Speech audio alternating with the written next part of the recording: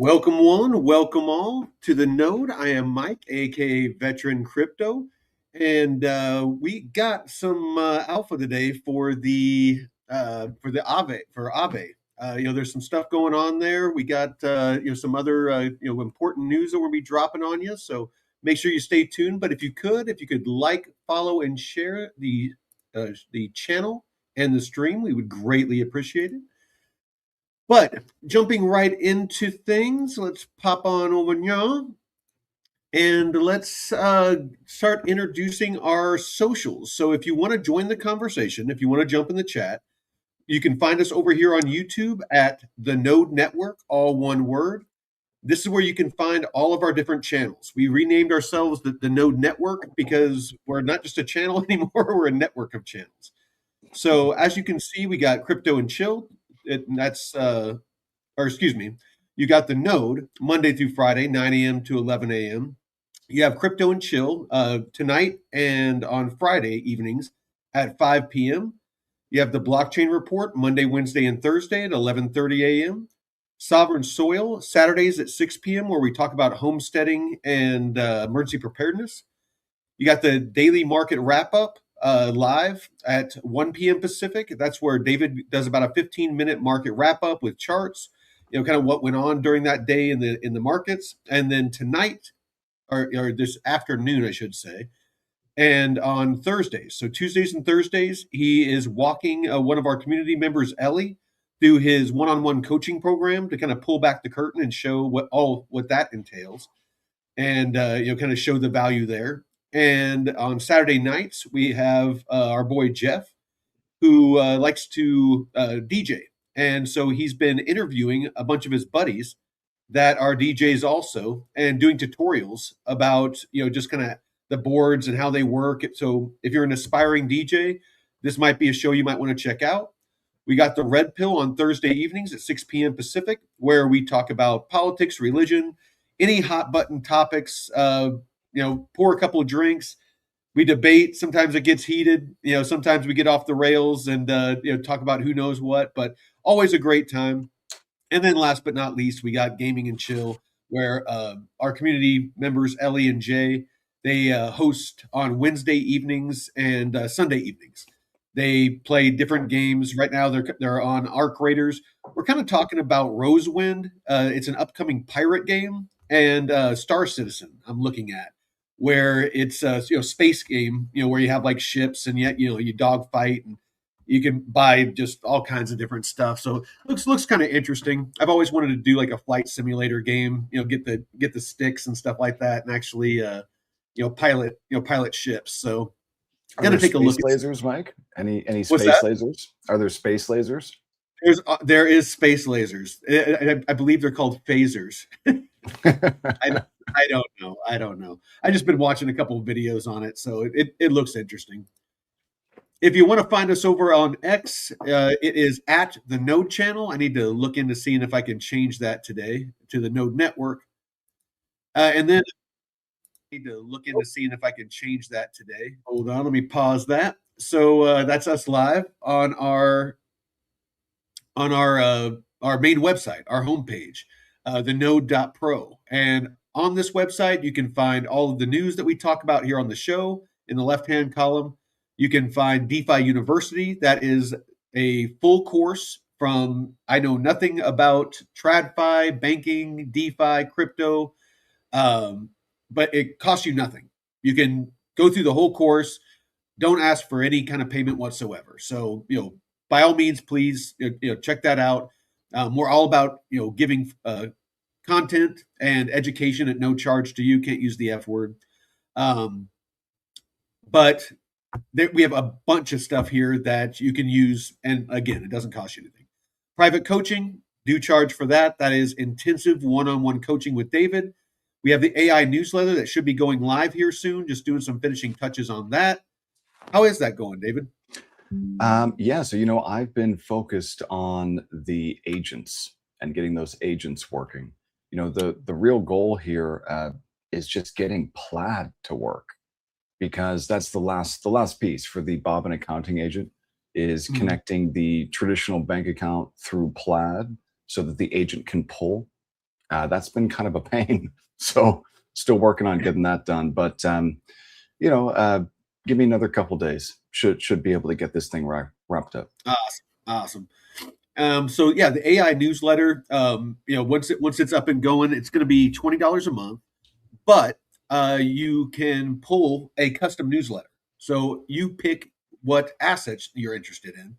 So that might be stocks, that could be crypto, could be commodities, S&P 500, whatever the Qs, and it will generate a newsletter specifically for you. So it'll give you trading ranges for those assets. It will give you, social media posts, about your assets. It will give you liquidity pool ranges for your assets if you want to enter the liquidity pools. And it will also give you news articles with hyperlinks.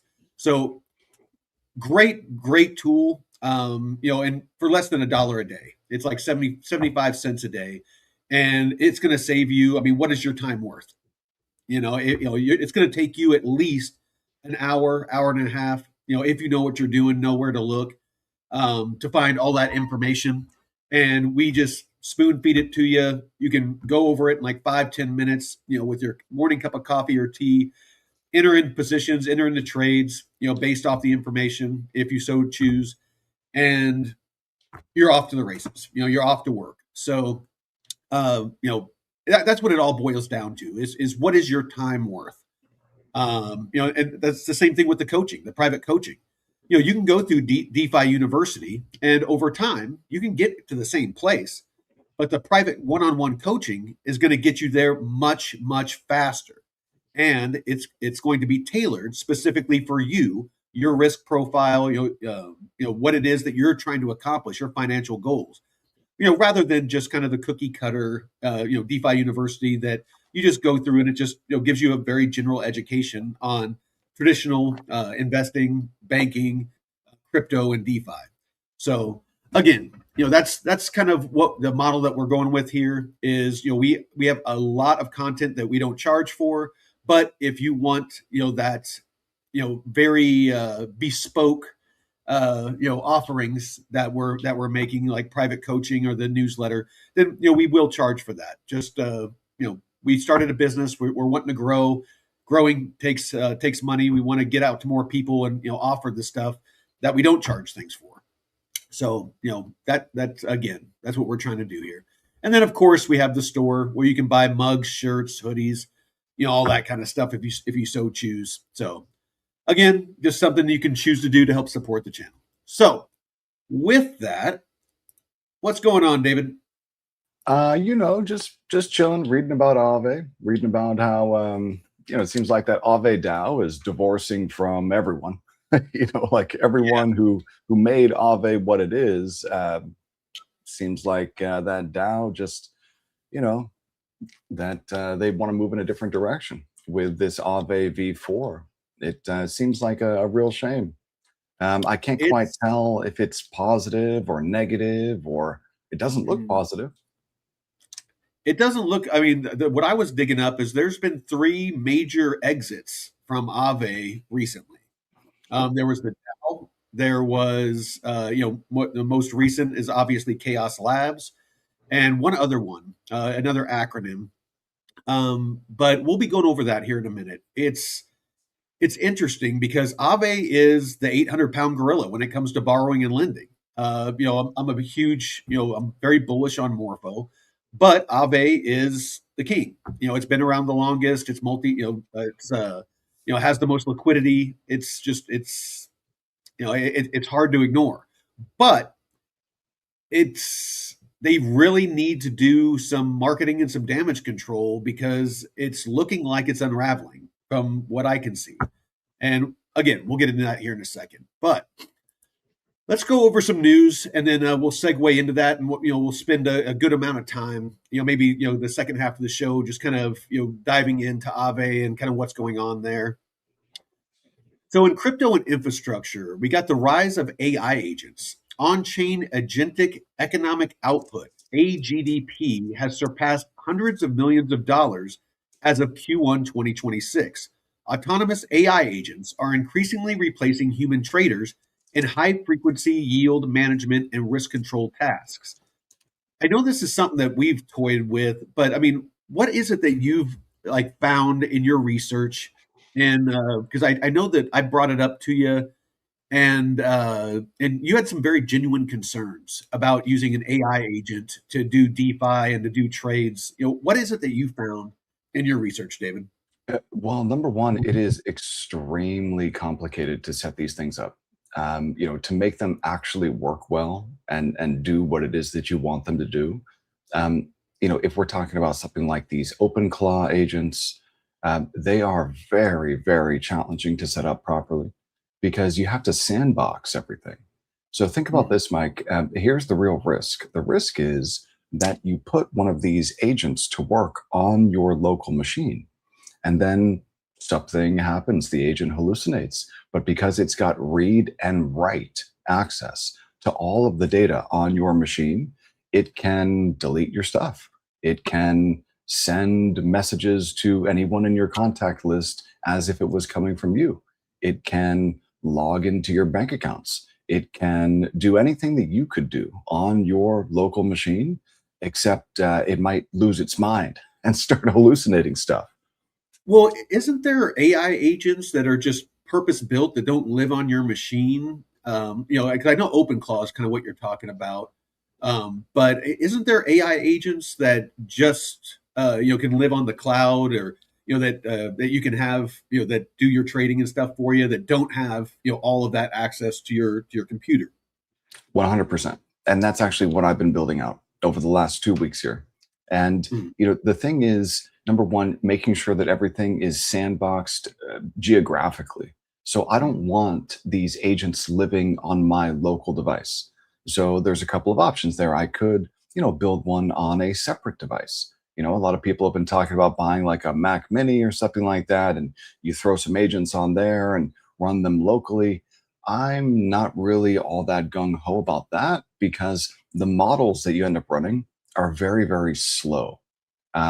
Just because you don't really have the hardware to be able to run these models quickly. And they're not as smart as some of the frontier models like, Gemini or Opus or Grok, etc. So you can either run them locally, which is super dangerous, or you could run them on a dedicated piece of hardware, or you could run them on a cloud piece of hardware. And so, Mike, that's what we're doing. So we've got right now. I'm just finishing Bob in accounting, and Bob lives on the cloud. And Mhm. so Bob not only lives on cloud hardware, but Bob also lives within a container on that cloud hardware. So he's, number one, geographically isolated. Number It's two, quarantine. yeah, containerized. And number three, I am very, very specific with what it is that Bob can do, what Bob's allowed to do. And that means that, Bob has a very narrow scope. So each one of these agents has a very specific task that it's focused on completing. So Bob's task is to read. Bob's the gimp in the box. I mean, Bob has a very specific Bob is caged, man, just like Ellie said. He's caged because you have to. You have to do that to keep it safe. So Mhm. yeah, but these agents in the wild, like I think the news article that you were talking about there, um, I mean, they can basically do anything that a human can do as long as they have the keys. Mhm. That's basically it. So if you can imagine, a human being that lives on the cloud and has a wallet and has ability to do all sorts of different things, that's what these agents are now. I think that's probably an important aspect as well. I would think is the fact of limiting him, as far as liquidity, to one wallet, and maybe even have it to where on a regular basis, there's only a certain amount that you keep on there, that you're constantly moving it off. So if it does hallucinate and do something crazy, that it doesn't like wipe out your whole your whole account. Yeah, I mean, hallucinations are still a real thing. That happens a lot. And Mm. it's also worrisome that there are attacks called prompt injection attacks, Mm. where if you give these agents the ability to read the internet or read emails, then other people can send emails with prompt injection attacks to the email address or addresses that that agent has access to that it reads. And Mhm. so if that agent reads an email that has a prompt injection attack within it, then potentially a bad actor could take over that agent or get that agent to do like a couple of things that maybe you wouldn't want that agent to do. So yeah, that's definitely an attack vector. Speaking of attack vectors, Mike, you see on Twitch how we get these scammers, Yeah, like how do it's we remove that? we You just know? we'd have to have somebody that's on that account that's basically moderating that account. It's the only way. Yeah. Yeah, it's But the unfortunate. it is, but the attack vectors are everywhere. Whether they are you know or people like this in the chat saying, hey, cheap viewers, like there's scammers everywhere, man. You've always got to be up on your p's and q's. It's a real shame that you know so much of the internet is just about like stealing from people, it seems. Yeah. um Well, I mean, I mean, there's positives and negatives to, the internet, and there's no shortage of people that are opportunists, and there's, I mean, and if there wasn't a market for it, they wouldn't do it. I mean, what the person's talking about is basically, you buy viewers, and it's what a lot of channels do to you know, that have the large subscriber base is they're bots. They buy it, and that's how they grow the channel. And then once they get big, then they're fine. But they basically buy their way, to become a large channel. And it's just something that I'm just not interested in doing. I'd rather just no, grow organically to where the people that watch live matches what we the subscribers that we have. It's yeah, man, to each I'm right there with their you, own. right there Yeah, with to you, each bro. yeah, to each their own though. But all right, next up, we got the quantum safe dilemma. We've talked a lot about this, but new reports suggest that implementing quantum safe security measures could significantly slow down high speed blockchains like Solana. This has sparked a debate on whether protocols should prioritize performance or long-term cryptographic resilience. So I'm kind of this is something that I'm kind of torn about because the whole quantum thing is I've said it many times that and yes, that we need to be working on quantum security, because if quantum does become a reality, then it is a threat to everything. But long before it's a threat to Bitcoin or to anything else, it is going to be a much bigger threat to everything else. To the finance world, to military infrastructure, to logistics, to banking. I mean, you name it. Anything that's connected to the internet, anything that's a computer, is going to be at risk when it comes to quantum. So I kind of see this as like almost a moot point, other than trying to harden things to quantum, which is what a lot of people are doing. But just like with the internet, with hacking, it's just at first there was no safeguards for hacking. It was a free for all, and then slowly different security was implemented, and it's constantly evolving to new types of attacks. And it's just, I mean, it's the way technology works. And so, I mean, what's to say that when quantum comes around, they're not just going to ask quantum, hey, what's a way that we can set up security to where that you can't just randomly hack things. And what's to say that it won't come up with a solution for itself? I mean, I'm just throwing that out there.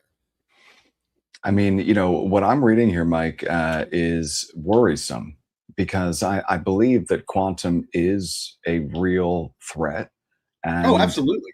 I think that it kind of reminds me, though, of the Y2K stuff.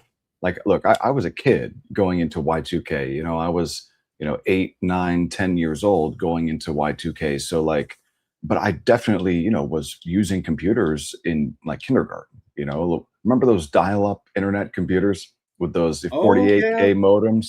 Yeah, man. No, dude, I remember the computers when they were just all one big piece, the monitor and then the thing at the bottom. It was called a pet computer, and you had to actually like they were teaching us how to code. So like they were making us build calculators, and it was it was before Windows, it was before all that. Yeah, I mean the quantum stuff now kind of feels like the Y2K threat a little bit, except that it I think is much more serious than the Y2K threat. Because if RSA encryption can be cracked, then you're right. It's not just Bitcoin that's at risk. It's literally everything that uses RSA, which is literally everything. So Yeah, like all of the systems need to be upgraded to be, quantum what do they call it here? Quantum secure or post quantum quantum? resistant is Quantum resistant? what they're the terminology they're using. So it definitely needs to happen. But if we're talking about, these blockchains, right? I think Bitcoin might benefit most from being made quantum resistant because it's already pretty slow. And if you're on the side chains, like Lightning, then I think that Bitcoin would probably benefit most simply because when I'm taking a look here, Mike, at the proposals for Ethereum, Solana, and Sui to make them, quantum hardened or quantum resistant. Uh, I mean, dude, these proposals, I see the same words being mentioned over and over again. I see the word heavy, heavy. So they're talking about these signatures, these new signature types that would be quote unquote heavy. And so what that means is, the current signatures on Solana and Sui, these really fast chains, the signatures are small and fast to verify. But the proposed quantum resistant signatures, the signatures are much, much larger. Sometimes, 10 to 100 times larger in byte size. That might not sound like a lot, but it's saying that the throughput hit for a chain like Solana, which, is sub-second finality, really, really fast chain, that this making it quantum resistant would slash its transactions per second or TPS, or it would increase, hardware requirements for validators. Now, for a chain like Sui, the validator requirements are already really, really high. So Yeah, Sui is not, decentralized, really not all that much. Like you need like, I think $30 million in Sui to become a validator or something like that, or at least you did. really. And I think at least you did in 2025. I don't know if that's still true. Um, That's but still, I so mean, even if it's a fraction of it, that's still a lot of freaking money. yeah, no kidding, man. And so the thing with Solana though is Solana is allergic to slowness. Okay, like um, so the Solana network is optimized for this, really tight compute budget, and upgrading that could bloat the chain. So what the Solana Foundation has been talking about is a multi-phase roadmap where they're going to, roll out these quantum resistant features, and they're going to be optional. But they're talking about hybrid signatures. They're talking about, using a different consensus edge mechanism. Um, so there are a lot of really smart people that are working on this problem right now, but you know, we'll see. We'll see. Well, I know that Algorand is claiming that they're already quantum resistant, and Of course they I are. I I can't confirm nor deny that, but I kind of find it hard to believe, to be honest. Just that out of all the chains that Algorand cracked the code, and nobody else thought of doing this, or has done this, or I don't know. I just I again I don't know, so I won't make any definitive comments, but just taking it So as a grain of salt and do your own yeah, research. I mean, so Sui is actually making an interesting claim here. So check this Okay. out.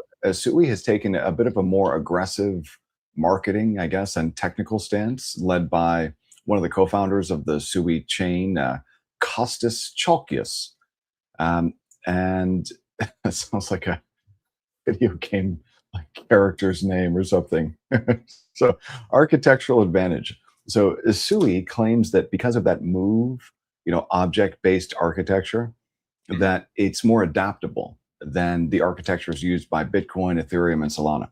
And so Sui is developing this one-click migration tool that uses post-quantum zero-knowledge proofs that should allow users to upgrade their addresses to be quantum secure without needing to move funds to a new wallet. So that's pretty cool. But Mr. Costas Chalkias has been vocal that while that Q day, the quantum day, might be a couple of years away, you could really AI could really speed that up. So you basically have to migrate now to quantum resistance, or you're going to die later. Is the idea here? Yeah, like adopt or die. Yeah, that's the idea. All right, all right. So they're doing a fear-based sales tactic. I got it. No, but I mean they're right though. I mean, with AI and the way that it's advancing, I mean, and it's accelerating. How fast that it's improving is only accelerating, and it's going to get to a point to where, yeah, I mean, AI is going to be probably the tipping point that's going to make quantum and a lot of other innovations a reality. I mean, I'm wanting to say that they were using AI to break down the genome, the human genome, and it is already able. I forget the exact number, but it was able to figure out a cure for like a specific type of cancer. And there's just a lot of really crazy stuff that AI is starting to be able to do. And again, I think as time goes on, it's just going to become more and more prevalent. That AI is going to solve a lot of problems that have stumped people. I agree with you 100%, and I think that we're going to see major breakthroughs in medicine for sure. I think that aerospace. I mean, you name it. Yeah, maybe even new physics. That would be super cool. That means maybe we can go and meet some of these aliens in person. Some new physics breakthroughs. Well, and things as simple as logistics. Making the movement of goods and services and stuff more efficient. It's potentially could make things cost less. It could fix a lot of government inefficiencies. Potentially, all this fraud, waste, and abuse that we see in the government. Set an AI loose, once it gets to that point, and just say, find, all the inefficiencies when it comes to the spending of our tax dollars. Bing, bang, boom, freaking, 24 hours later, 1 week later, who cares if it takes 6 months? 6 months later, if it's able to identify and eliminate fraud, waste, and abuse throughout our government, think of the tax cuts. They could eliminate. I agree. Tax. And, I mean, they could, look at the medical. Look at the cost of medical. Everyone wants to talk about, that there should be like free health care and things like that. It's like, you know what? I'm all for that, but first and foremost, it shouldn't be necessarily taxpayer, paid, but the cost of medical needs to be addressed first. The bloated, inefficient cost. When you're paying hundreds of dollars for an aspirin, the system's broken, and I'm not going to fund that. Just like the government, I don't want to pay taxes. If they wouldn't, show up and steal everything that I own and freeze my bank accounts, I wouldn't pay taxes. We're basically being held at gunpoint to pay the government to waste our money. It's kind of, isn't that called extortion? Isn't that the word for that? If I did that to you, I'd be thrown in jail. That's called extortion, right? Didn't the mob used to do shit like that? Yeah. Well, and so is insider trading. It's illegal for me and you, but government can do it. Not if you're Nancy Pelosi. Hey, you know what? We should get her to run the treasury, or at least like those Trump accounts or whatever. Oh, no. It's not her. It's her husband. It's her husband who's the financial genius. Of course it is. That outperforms Warren Buffett and everybody else out there. The guy that got attacked with the naked guy with the hammer. That guy. Dude, that guy's the financial wizard that of is course somehow he is. Of yeah, course he is. No, dude, we need to get her like she needs to be running the Treasury Department, bro. She'll get us out of debt in a heartbeat. Just like put right. her in those same meetings that she was in, in Congress or whatever, that where she was getting all the inside information, and just have her run the Treasury so that she can pay off our debt with all of her trading gains. Right. Well, Yeah. and the thing is it's I mean, she sits on, as does Elizabeth Warren and a bunch of other politicians. They sit on these committees, these financial committees, and so they have insider info. They know who's going to get served by the SEC, or they know what's going on behind the scenes, and they can trade based off that information. That is the literal definition of insider trading. And Mike, dude, Elizabeth Warren, she is just detestable as a person. Did you Oh, see?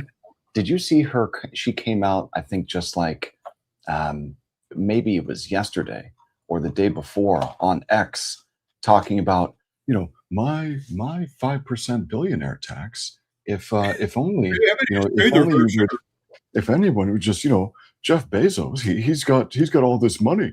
If we just stole like 5% of his money, then we could pay for this. It's like Right? I almost can't believe that people take her seriously, man. It's like It's it's so ridiculous. horrible. It's so horrible. Imagine you're Jeff Bezos and all of your wealth is in Amazon stock. Okay, it's not like you've got It's 200 unrealized. It's unrealized profits. like He hasn't cashed that out. And granted, the guy is insanely wealthy. I mean, but you know what? He so came up with so what? exactly, Like exactly. Like he That's played the game, he won, he and won it is not the government's right to steal what he made. It is not. exactly. It is not. That's my entire point. I mean, you can sit and you can argue about the ethics of, there's starving people and homeless people, and there's people that live in that kind of excess. We can have that debate, but what I will not condone is the theft. Using the government as basically a militant arm to steal. I mean, they already do, but to steal the property of free people. I mean, it's we choose to use Amazon. They have a superior product. SpaceX. It's successful because it makes a superior rocket. It can do what NASA wasn't able to do better, faster, cheaper, more efficiently. They, reusable, recoverable, all these things that NASA, with their, billions and billions and billions of dollars of our tax dollars, couldn't crack. You know, he did it. He made it Tesla, 1,000 or 10,000 times cheaper. So think yeah, about that. Think about that, like, the amount of waste that was going on in NASA. Like the fact that it costs it's between one incentivized. it's crazy, That's the man. problem. The But it's government incentivizes waste. And I it's it's in know I've worked everything. for the government for 22 years. It's in And every layer. yeah, it is literally incentivized. When it comes the end of the fiscal year in October, we would be told, give us your wish list, all the gear, all the equipment, office supplies, whatever, that you feel that you need. We have to spend this money. If we don't spend this money, we don't get the same budget next year. So basically, and then if I remember right, it's like the S1, no, the S3, the financial freaking office. They would go through everybody's list, and they'd say, okay, that's bullshit, that's bullshit, this yes, and they would spend all the money if we actually needed it or not, if we actually needed those items or not. Because if, again, it's use it or lose it. And this is not just in the military, this is throughout every branch of the government. If you do not use your budget, they will cut your budget. If you use your budget, you can request a larger budget the next year, because we didn't have enough. We maxed out our budget. We don't have enough. We need more. And that's why you see the government just keep growing and growing and growing and spending and spending and spending. So, Mike, So you know what that reminds me of, man. Do you know Milton Friedman, the Nobel Prize winning economist from back in the day when the Nobel Prize actually meant something? I Um, don't. yeah, so he came up with a four quadrant framework on how Mm, people spend money. And his mm, core argument is that the further you are from the source of the money and the person receiving the benefit, the less you care about the price and the quality. So, check this out, man. Number one, if you're spending money on yourself, you want the best quality at the lowest price, right? Isn't that what you want? So, here's an example. You're buying your own groceries or you're buying a new laptop. You'll spend some time researching and hunting for a deal because it's your wallet, right? And your yeah, satisfaction is on the line.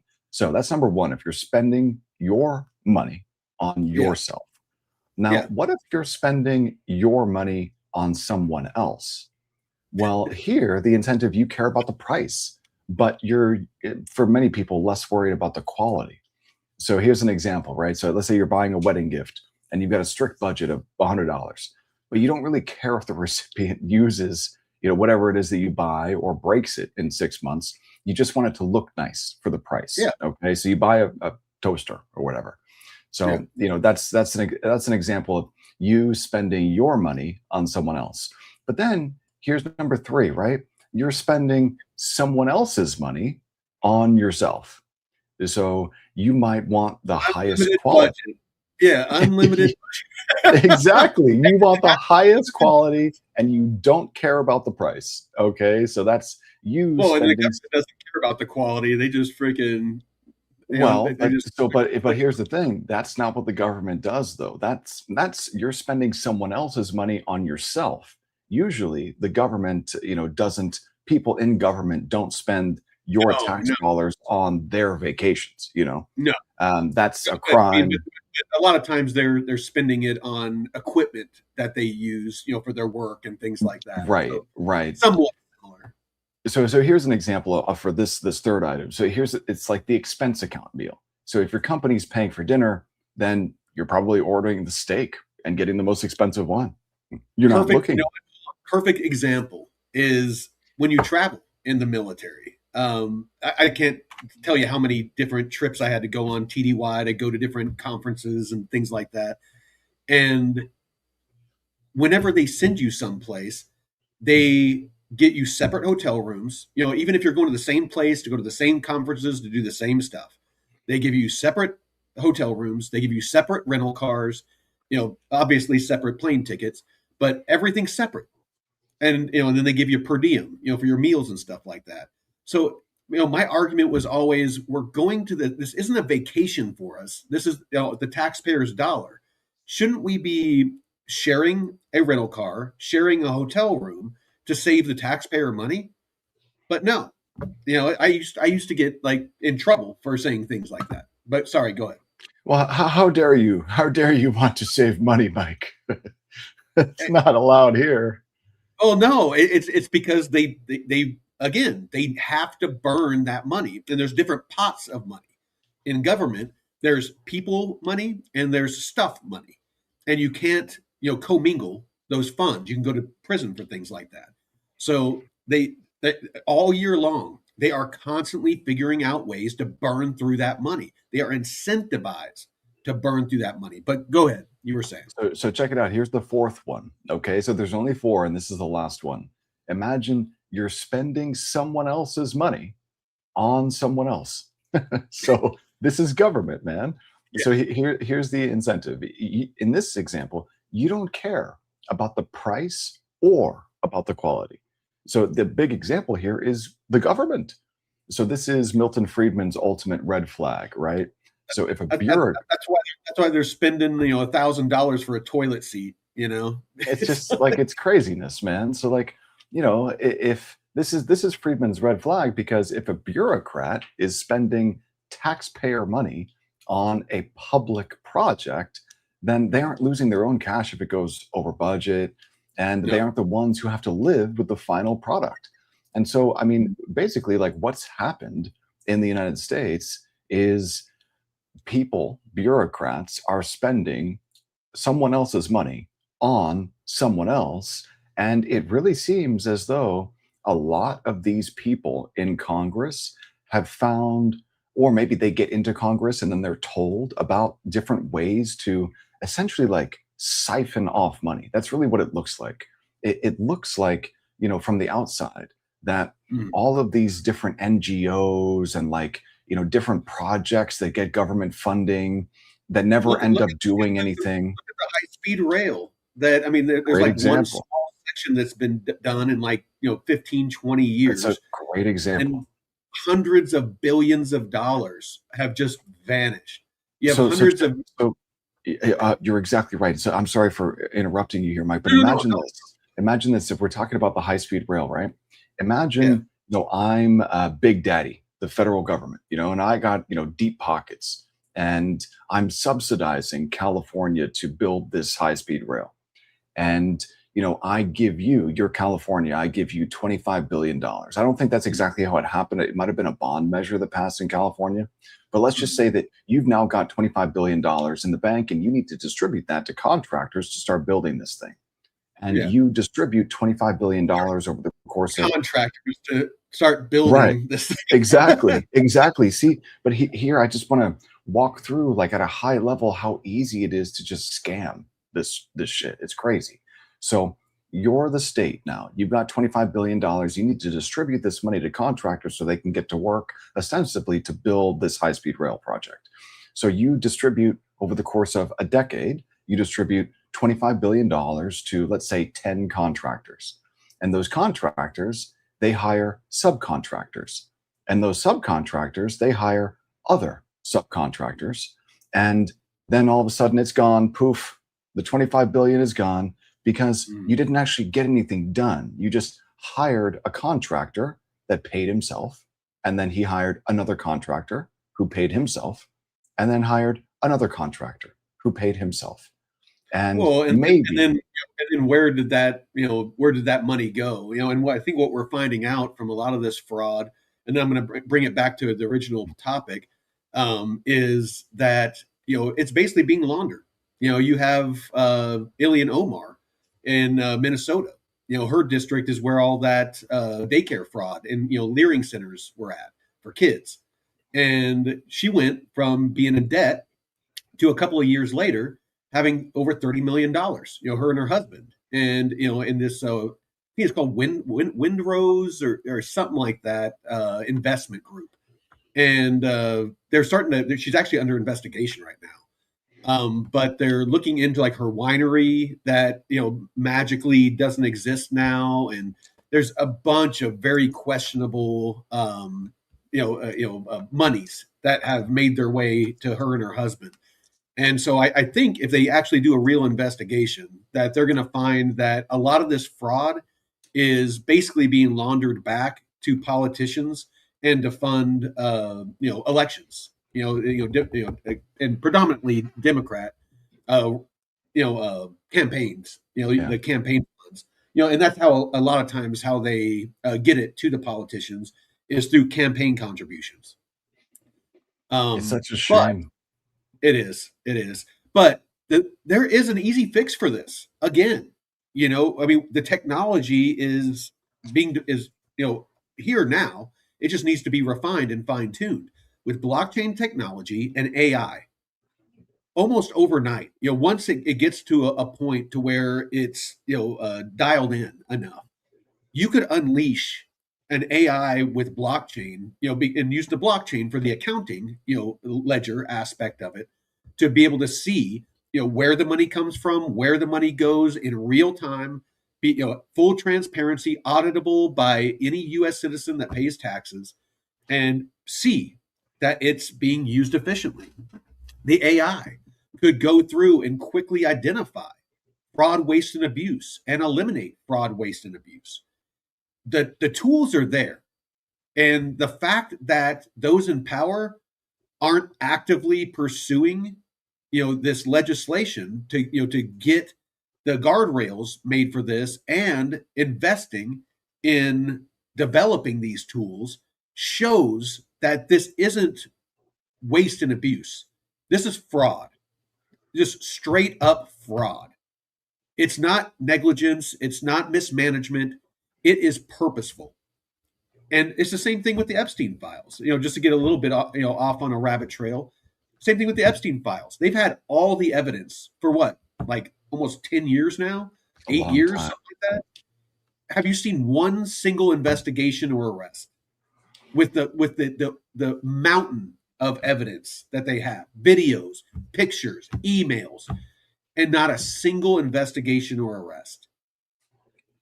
The No. government is corrupt. But let's dig ourselves out of this rabbit trail or rabbit hole that we got down. I mean, I could stay talking about this forever. Yes. I think No. that this, kind of is the issue of our day. But if I take a look, Mike, at it's been kind of a busy Tuesday. Today, April 7th, 2026, there are quite a few headlines in crypto and DeFi. David, me and you could go on, and we could do like a 24-hour stream on talking about corruption in government between me and you. And if we added Drew to it, dude, it would just be on. We'd have to take shifts. I mean, dude, I could do this all day. Dude, yeah. So let's jump back to some crypto. I'll have to save this up for Thursday night.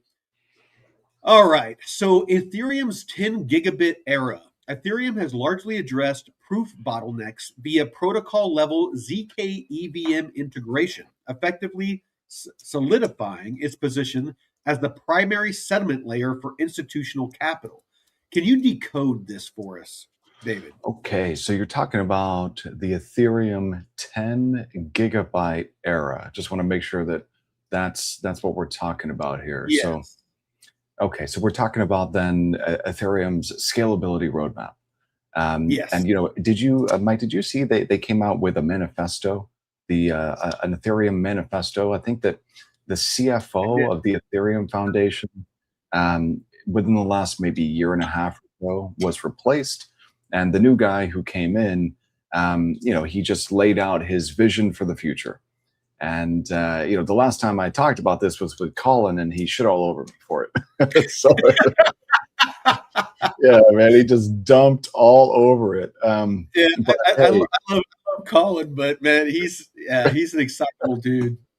I mean, he's not wrong either. No. That guy is infinitely. I would guess that he's on the spectrum or something. He is insanely intelligent, but yeah, he's once he locks on to something, he's like a pit bull, man. He just will not let go of it. Yeah, so this 10 gigabyte era, what they're trying to do with Ethereum here is move it from being positioned as like a slow smart contract platform to a high throughput data engine. And they're trying to make it capable of supporting millions of transactions per second via the layer twos. That's the goal here. And so the term, the 10 gigabyte era, it describes two different but related concepts. You got this target throughput, and then you've got data availability.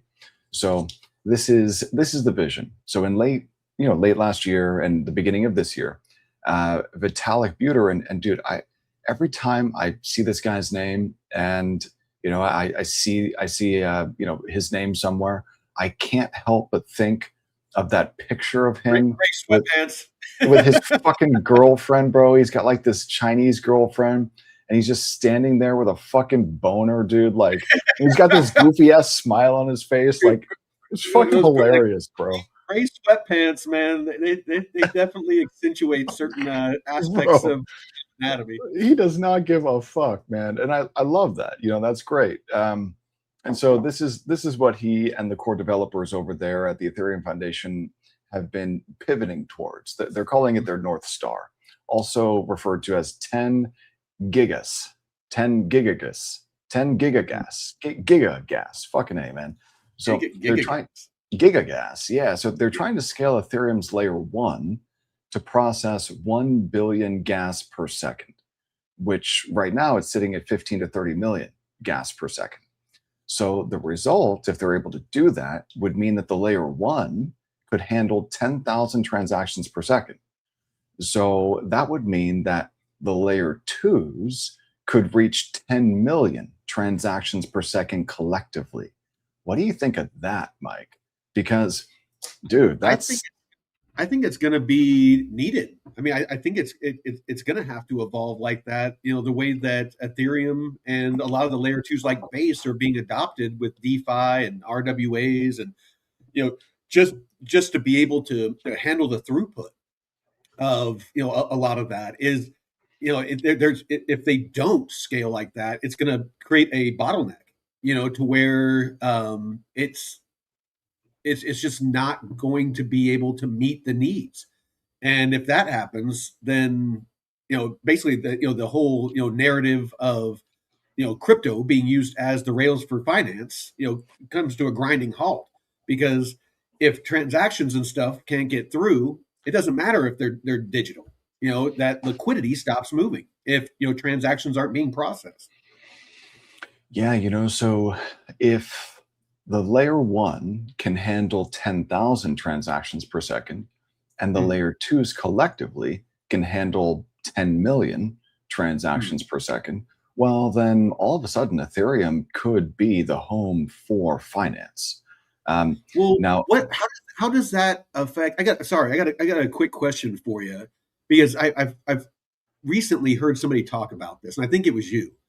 Um, how does the fact that layer twos can handle so much more of the volume than Ethereum, the mainnet, how would that affect Ethereum mainnet, for adoption and for the fees, the gas fees and stuff like that. So as an Ethereum token holder, potentially, how would that affect? yeah, that's a really, really good question. A lot of people have talked about that being, almost like having a siphoning effect, siphoning Yes. liquidity from the layer one to the layer twos. Other people have referred to it as cannibalizing. Um, but here's the thing: do if you believe that there is value leakage with those Mm. layer twos, um, I don't think that there is. I think that the price of these digital assets, like Ethereum, and these digital assets are not made equal. They are not created equal. Bitcoin, Ethereum, Solana, Sui, XRP, The BNB to a lesser extent. These I'm just thinking, tokenomics are different. The adoption's right. different. These are The all, yeah. utilities, everything is different. And with Lightning, all of a sudden, Bitcoin, you basically can, like, build dApps on top of Bitcoin on the Lightning network. It allows So DeFi. A lot of the stuff that's being built out, on Bitcoin's mainnet.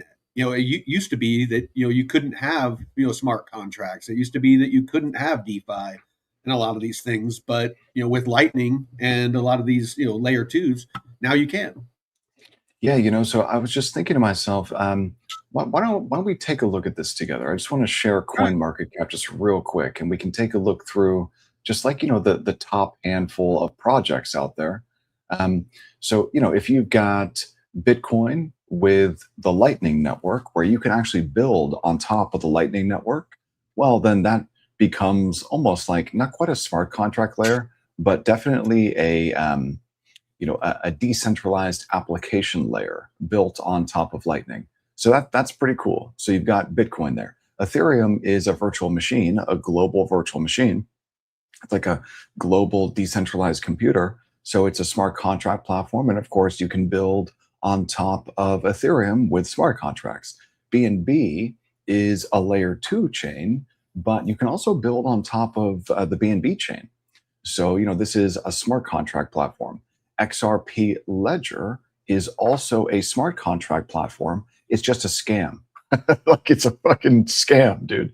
Like, this is some type of bullshit with XRP. There's no reason for this to have an $80 billion market cap. This thing does nothing. Stay well away from XRP. Solana is a smart contract platform. You can build on top of Solana. Pretty centralized, though. Tron, another smart contract platform, natively used for a lot of payments. The thing about Doge, as we get to number 9 here, Doge is actually a layer one. So, unlike just about every other meme coin, this is a proof of work layer one. Remember, in order to mine Doge, you need hardware. So this is, a $15 billion market cap, but you could potentially you could actually build something on the Doge layer one, which is pretty cool and unique. Hyperliquid is its own purpose-built layer one, and Hyper EVM is an EVM chain compatible layer two. Cardano, this is a smart contract chain, I guess you could say.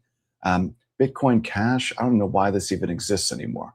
Chainlink, very, very useful for oracles, right? You need to be able to bring off-chain data on-chain so that you can trade crude oil, because crude isn't natively originated on-chain. So you need a data feed in order to be able to trade crude on-chain. Chainlink does that, and amongst many, many other things. Monero, I believe that this is not just currency. I think that you can actually build stuff on top of this chain. This is a privacy chain. You've got Athena's USDE. This is a truly native, algorithmically pegged dollar. But really, what this thing is, and people need to understand this about these so-called stable coins that are not backed by fiat. This USDE product is essentially a wrapped, tokenized representation of Athena, the crypto hedge fund, their strategy. So their Well, strategy is. isn't that the one that depegged on Binance on October 10th? It did, and it depegged to 65 cents on the dollar for a brief period of time, and that was part of what helped cause a cascade of liquidations. Yeah.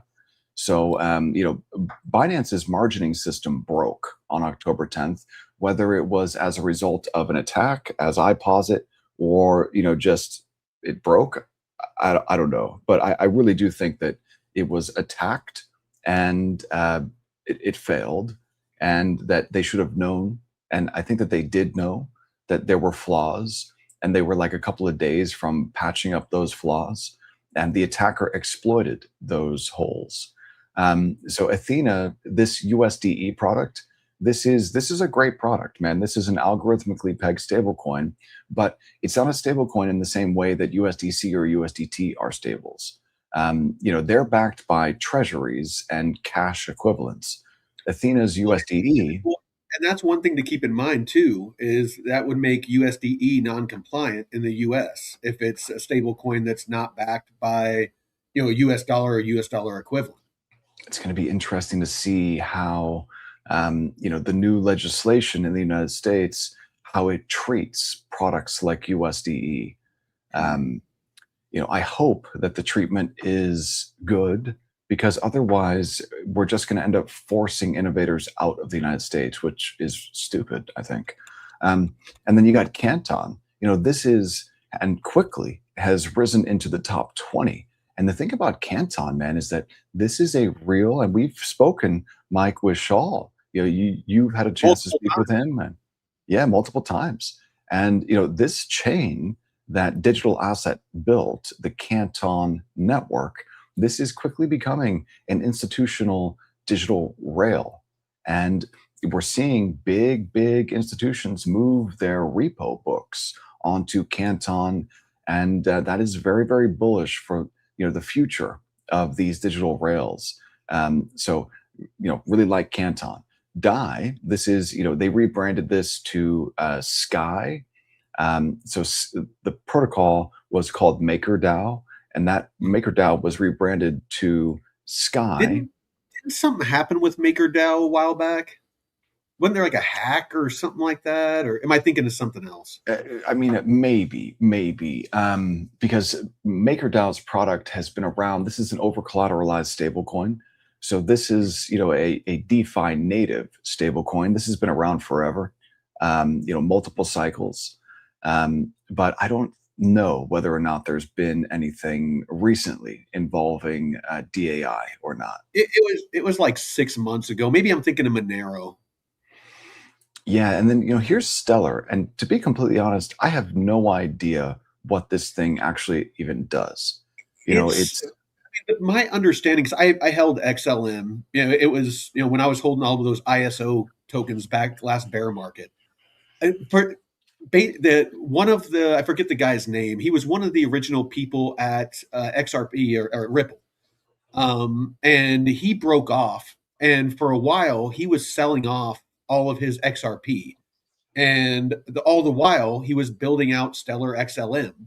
And supposedly, XRP was supposed to be the banks and institutions what they were supposedly going to use for cross-border payments and remittances, and supposedly they were going to replace SWIFT and all those narratives. And XLM was going to focus on peer-to-peer. So it's basically the same thing as XRP. It's just it was made to for payments, but for peer to peer payments. Oh, you mean like stable coins? No, exactly, and Right? that's exactly why. Again, I sold XLM, I sold XRP, I sold a lot of those projects is because as soon as that light bulb went off, that stable coins solve all of those problems. Then I was out. Yeah, so XLM, I don't even know what this thing, why it exists or why it's in the top 20. You take a look at They something like, had a yeah, deal with Western Union for a minute, and that was kind of the big news with them. But I haven't really seen them do much since. if you're Western Union, why in the world would you ever cut a deal, any type of partnership with Stellar? That doesn't make any sense at all. I don't know. Like for what purpose, right? If you want to facilitate, global remittances, then why not just, launch your own stablecoin and launch it on like the base chain or something like that? That's what a lot of businesses are doing. The PYUSD, PayPal stablecoin. There's a lot of JP Morgan Chase. They're on Ethereum. They launched their stablecoin. Hell, even Ripple's RLUSD. Their stable coin is on ETH mainnet, not even on like 60% of it or more is on ETH mainnet, and it isn't even on the XRP ledger. Because that's where everything's being built. That's where the liquidity is moving is on ETH and ETH layer twos and other projects. So So Mike, I mean, as I'm going through this list here, and I'm just looking through like the top 50, right? yeah, yeah. Looking through these top 50 coins and tokens here, I can't help but think to myself, like, oh man, there's a lot of dog shit out here. These, because a lot of this stuff does nothing and will That was always do nothing. sorry, Peter. I want you to repeat what you just said, but Peter corrected me, and thank you, Peter. It was MoneyGram, and it's an on and off ramp, not necessarily remittances. Okay, so Yeah. I appreciate Um, that, Peter.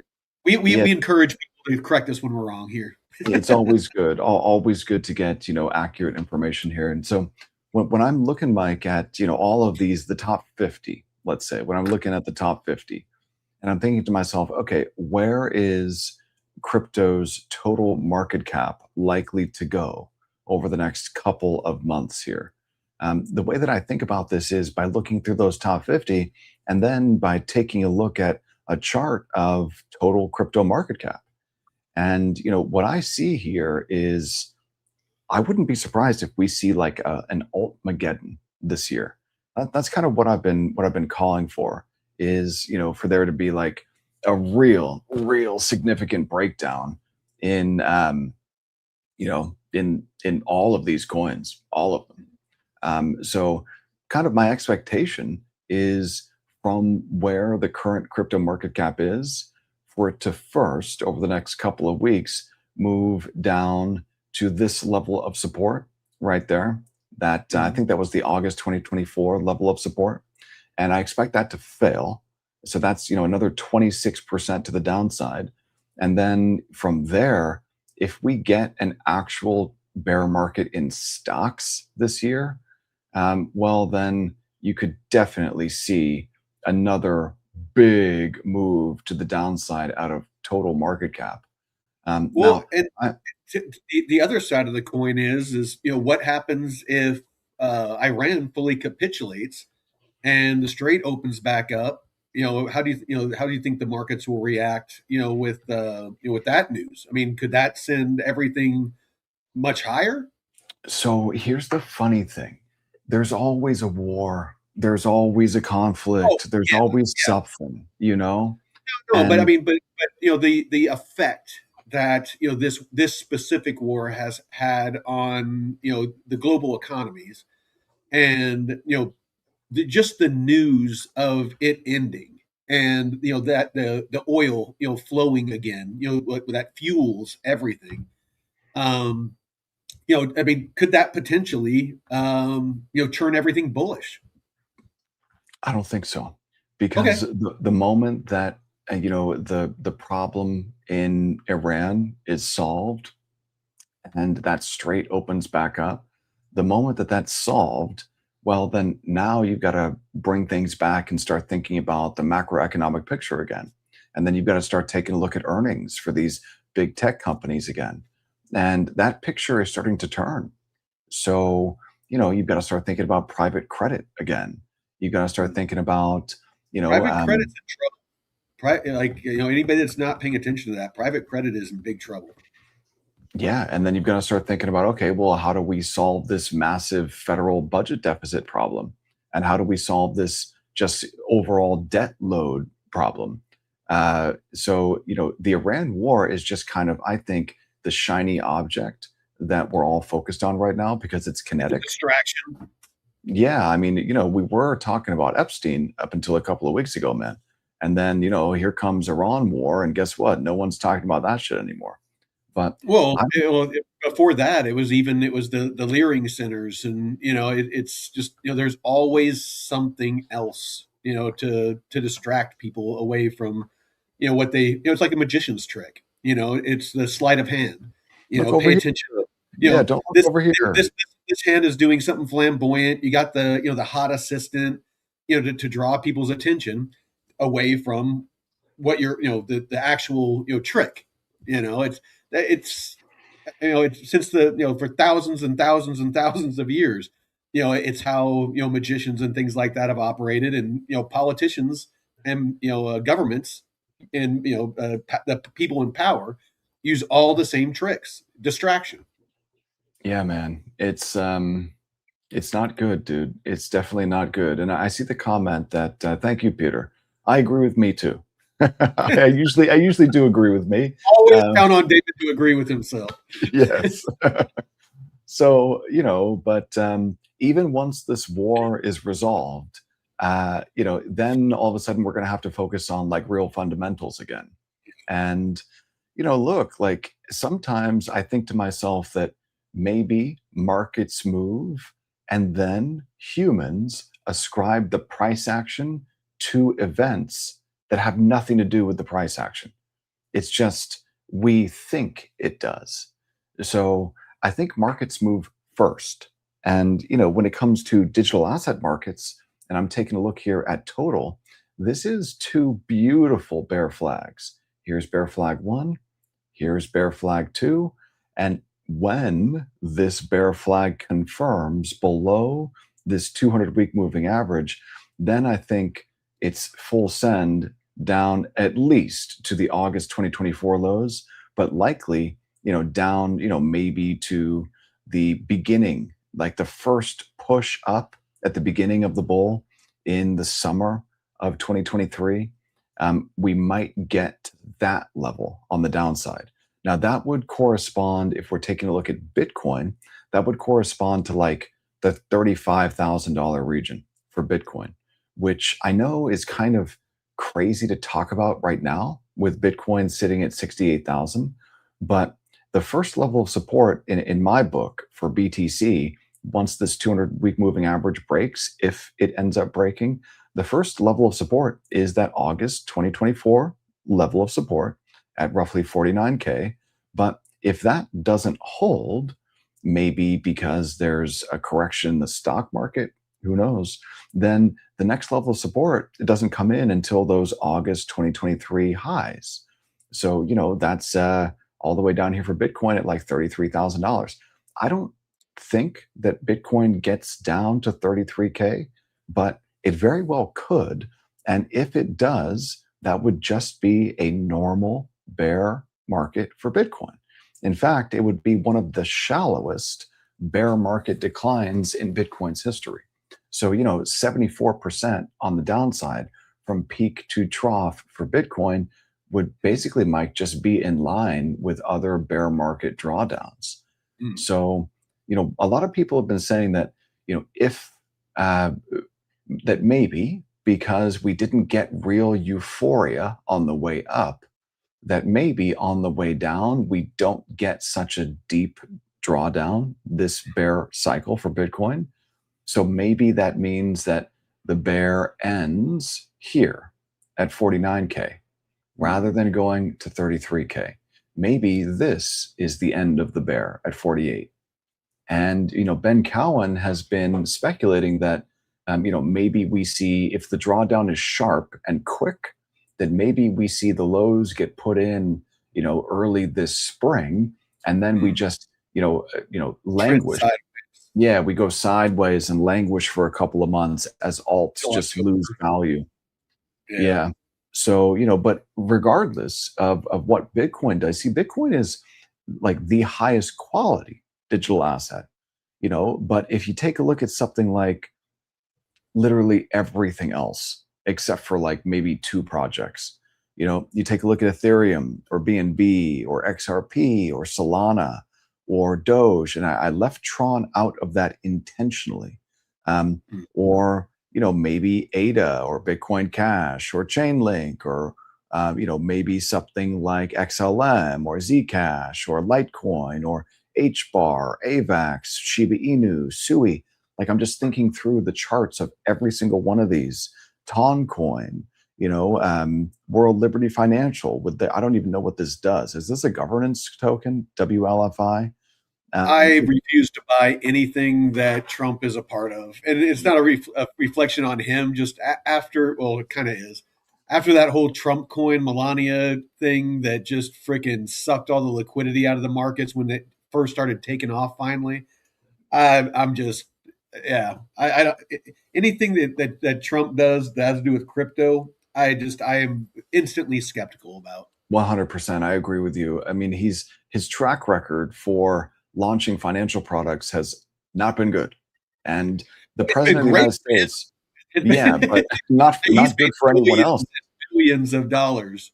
Right. And that's some bullshit. Like, the president of the United States should not be dumping a meme coin on his like followers or whatever. Like, that's bullshit. And Um, again, I want to point this out. We are not. We don't have hive think here. It's like, do I support a lot of things that Trump has done as president? Absolutely. Am I going to call out the bullshit? Absolutely. You know, Same thing with projects here. Projects that we're bullish on. We're going to point out the bullish aspects of those projects. We're also going to point out the bullshit, about those projects. And people are going to call that FUD. I call it facts. They're both F words. I But mean, look, I really like Trump and I really like what he's doing. yeah, Most of what he does, I really like. but But what he's done in crypto, I mean, he's pushing for legislation and that's great. But what he's actually done, financially in crypto is been bullshit. that meme coin shit, that was straight up bullshit. Yeah. So, and then you take a look at Mantle and Dot. I'm just giving you examples, Mike, of tokens that I think are going to just dump Yeah. and dump hard and maybe not come back. Even something like like, Uniswap is great, but the Uni token, maybe not so much. And my expectation for most of these alts is that they go back to their 2022 bear cycle lows, or many of them could go well below those And 2022 and bear never cycle come back. lows and never And come back, because crypto is evolving, it's maturing. And so what you need in order for your token to get bought by retail now is you need to build a business that makes money. Okay? Like, if the protocol that you've built doesn't actually do this little thing called make money, then your token won't get any traction. And so all of these ancient dinosaur coins where the protocols suck, do nothing, are vapor and make no money, they're going to die. Those coins are going to die and not come back. So when I'm taking a look during this Bitcoin bear, and I'm thinking to myself, all right, well, where are we headed over the next 6 months? Because that's how long we've got until the end of the bear.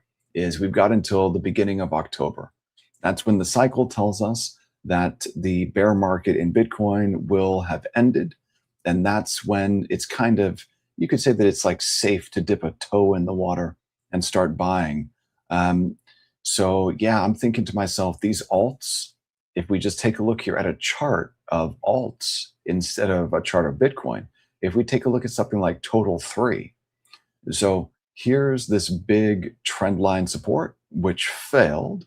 Here's bear flag 1. Here's bear flag 2. Now you got the 200-week moving average down below, but then there's the August 2024 low.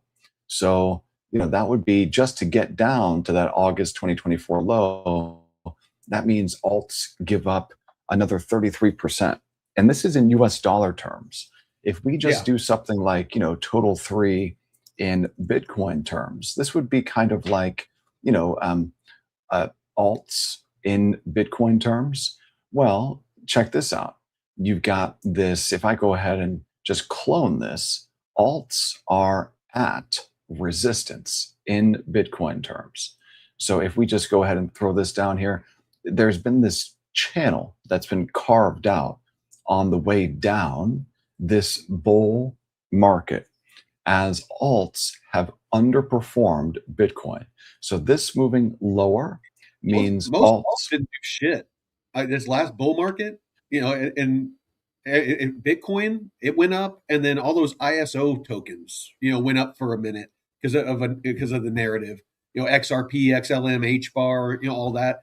For the most part, that was pretty much it. I mean, there was some exceptions, but that was pretty much it. It wasn't the rising tide, raises all ships like it usually happens. It used to be that you could close your eyes and throw a dart at a wall that had all the alts, and whatever you hit was going to at least 10x, if not more. Well, you could, but you had to pick the right season. So, like, there was an AI season, and there was an RWA season, and there was a long meme season. Yeah, well, I mean, And you, there you was, get to chase narratives, yeah, whereas in past bear markets, you almost didn't even have to do that. yeah, or in past bulls. Yeah, you almost didn't have to do that and just, buy anything, throw a dart at the board and buy anything. No, you're right. And I think that during even the next bull, investors are going to be even more choosy and picky of what they buy. And so that means if your token doesn't make money, if it's not a successful business, then they're not going to buy it. And that's where you nailed it. Is people, like, we're moving from that speculative market to a utility market. Real investors, they want to know that they're going to make a profit, and they don't want that profit to hinge on a social media post, or hype. They want to know that they're investing in a project, that that the tokenomics and all that are in place to where they benefit. If that company is successful, if that chain is successful, are they going to benefit from the revenue generated? First of all, like David says, does it generate revenue? Is it a business that makes a profit? And then if so, how does that translate to them if they buy the token? Because if there's a disconnect between that the company itself that generates the revenue, that provides the service, that makes the profit, and there's no connection to where that is shared with token holders, what's the point of holding a token? It's really that simple for these institutions, and for real smart investors. And something I actually want to share real quick that I found is this, and it kind of demonstrates a little bit about what we're talking about. Is and again, I'm not saying run out and get Aerodrome, but this is an example of what I'm talking about. In this last week, Aerodrome was the number one revenue generating DEX on chain, distributing as much to holders as the next four DEXs combined. So Right, what this is, but that's super misleading though, Mike, and it here's is, why. it is, but it addresses a point, and my point is that Aerodrome, Hyperliquid, Uniswap has started doing it. A lot of these dexes are starting to share their revenue or the fees they generate with token holders.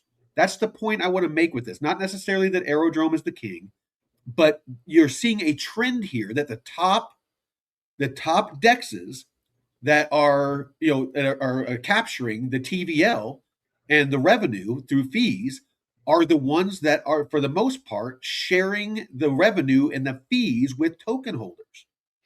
But I don't That is the think that trend I want to that's point to. yeah, but I think that one of those is not like the other, and let me explain why. So the Arrow token is not like the others. No, no, no, bring that back. I want to see that again because that's really important. So let's check this out together. So this, yeah, perfect, perfect. So the reason why this is so misleading, I think, and I really want to be proven wrong here. I want to be shown that I'm a fucking idiot. Okay, please do that. Anyone in the chat, prove me wrong. What I think is so misleading about this is the DEX mechanics, the VE33 DEX mechanics mean that this holder revenue by DEX, this for Arrow, for this Aerodrome DEX, Mhm. this one this is not a valid comparison, I don't think.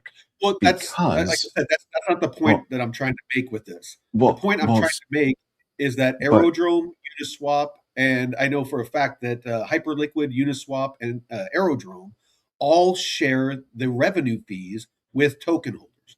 That's the takeaway from this. so Not so necessarily these numbers or anything like but that. but the way in which this is distributed is really important. That's the important thing. So if No, that is important. yeah, so here let me go back to that though, Mike. On I Uniswap, they want to share revenue, they take revenue and buy and burn Uni. Unlike Arrow, where lockers get actual revenue. Okay, that's no, important. That's an but important aspect to understand. but lockers the fees that are generated when swaps are executed in a liquidity pool, they're doing with that Arrow token and the locks is just taking those fees, the actual tokens that are generated during swaps, and paying that to Arrow lockers. It's Not just just you're taking money from your right hand and giving it to your left hand. It's a but fugazi. but that's not the only thing that happens. So the way that it works now is that revenue is paid in yield to lockers that is compounded, so it doesn't go into circulation, and anything that's not paid out gets max locked as well, so it doesn't go into circulation.